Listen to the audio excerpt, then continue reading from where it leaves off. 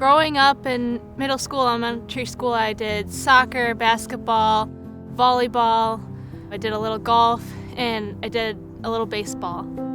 And I was always the fast kid on the team. So like if there was suicides or warm-up laps, like I had to finish first. But I wasn't really, I guess, into track and field or anything at that time. My mom was a runner. She got into running later on in life. When I was a kid, she would push us in the jogger around the block and stuff, and she trained for the Bayshore Marathon when I was younger, even though she was in and out of battling breast cancer. And so she was like a strong role model for me. It in some ways became just part of my life for her to have chemo on Thursdays, and she would be tired sometimes. Even though she did have breast cancer, she didn't in a lot of ways let it slow her down. It wasn't until around 6th grade when I started to actually notice it taking a toll on her and getting worse. And she moved to my grandma's house, and my aunt came in from Chicago to take care of her. And just seeing her go from being so healthy to just dying was really difficult to do at that age. I was lucky enough that in middle school and elementary school I had a really strong community, so they were more than happy to drive me to practice and just let me stay over some nights and take care of us. And I was interested in spending time with my teammates and friends, but I don't know that there was necessarily an outlet. In high school, I kind of figured I would be good at cross country. I started my freshman year and I was one of the worst people on the team, and I really struggled with running, just even making it a mile without walking. My high school race plans were like, make it to the 2-mile mark and then you can walk and then finish the rest of the 5K. I wound up just staying involved in cross country just because of the people and my teammates. Summer after my junior year, I moved out to California to live with some distant relatives. I did most of my senior year there, and I took a few classes at Laguna College of Art and Design, which I thought I wanted to go to, and kind of realized that it was more just something I wanted to do as a hobby. I loved California for surfing. I was super duper into surfing. That was all I ever wanted to do. And I liked the active culture out there, but I really wanted to be home with my family and around that. You know, I was separated from my sister, who's 2 years younger. My brother's 2 years older, so I kind of wanted to go home. So I finished up the rest of my senior year at DeWitt High School. Graduating high school, I was, on my own. I had a partial scholarship to Laguna College of Art and Design. I wound up turning that down, and then I joined the Michigan Army National Guard. Wasn't quite sure I had the confidence to actually join, but I had a cousin. He is a Black Hawk pilot, and so he kind of guided me through the process of recruitment and understanding what I wanted to do and what's next. The military, in a lot of ways, provided a sense of stability, helped me get myself on my feet, helped me get that independence that I needed, and just being able to start my life fully independent and just get myself going was like kind of a launching pad for the rest of it. When I first joined the Guard, I did want to do this full time. I realized how much I liked it, so I was like, I'm going to go active duty as soon as I can and try and switch over to that if possible.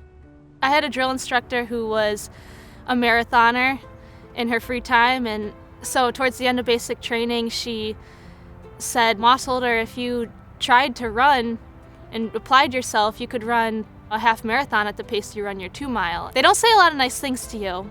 And so when she said that and talked about her marathon experience, it kind of stuck because, one, I had realized that I had a little bit of running ability there, and then two, it was coming from someone who had nothing to gain necessarily from me pursuing running. I was going to graduate and she was never going to see me again. Her words kind of held a little more weight because I knew that they weren't thrown lightly. When I went to AIT, I just decided to start training on my own and do extra running. There was a trail on post, about a 1 to 2-mile loop, and I would just run it over and over again. And running was kind of like my time and space to just decompress a little bit in that environment.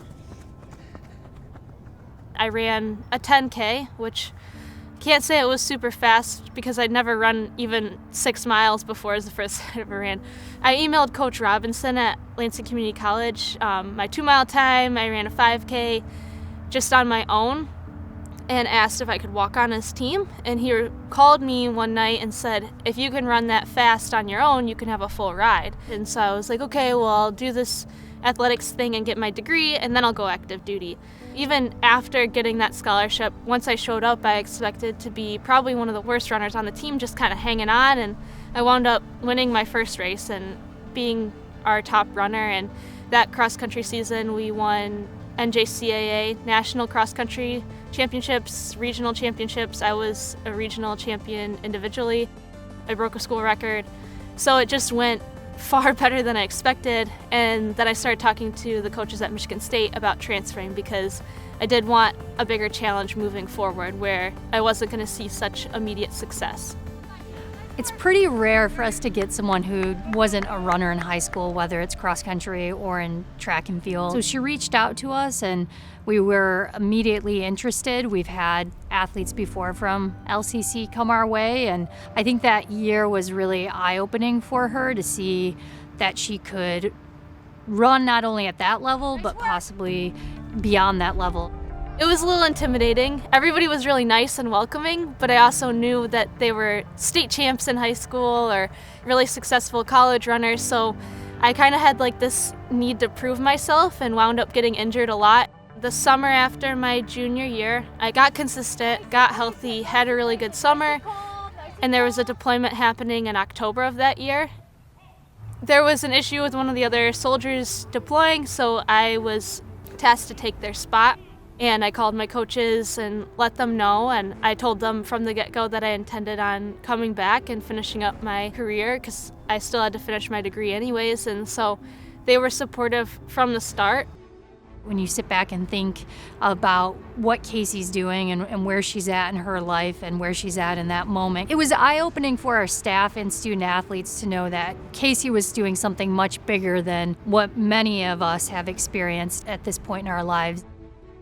Starting off as a freshman, I wasn't too close with her, so I didn't really know what that meant. Like, I was very shocked, hearing she was flying across the world and she was not going to be here for a while.